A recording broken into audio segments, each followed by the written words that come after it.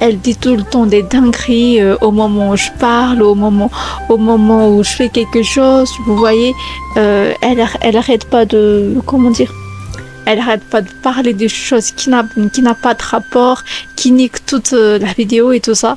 Je ne dis pas que c'est une mauvaise personne, je ne dis pas qu'elle elle fait exprès de faire tout ça, mais je connais ma mère. Elle était toujours comme ça depuis toujours. Et je vais pas essayer de la changer, mais juste que je vais vous raconter l'anecdote qui s'est passée dans cette vidéo. Là, je vais parler au nom de toutes les filles et les fils africaines. Je ne sais pas, mais genre à Madagascar. Il y a toujours notre mère qui est en train de tout critiquer, qui n'est jamais satisfait de rien. Genre, c'est typique d'une mère africaine.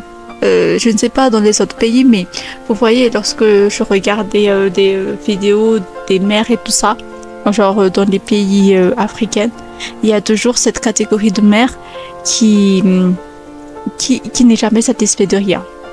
Et ça, c'est le cas de ma mère.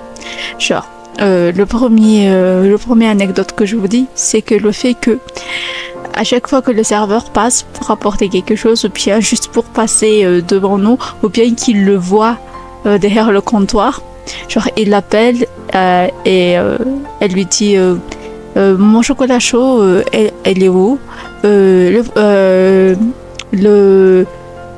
l'eau chaude que je vous ai demandé, elle est où, mon plat, elle est où, ça c'est pas bon, ça on dirait que c'est elle la propriétaire de la restaurant et elle parle comme si elle a le droit de tout dire, de tout, genre vous voyez. Certes, c'est amusant, mais quand même, c'est un peu gênant parce qu'on est censé quand même être une personne, une créatrice de contenu, quoi, vous voyez.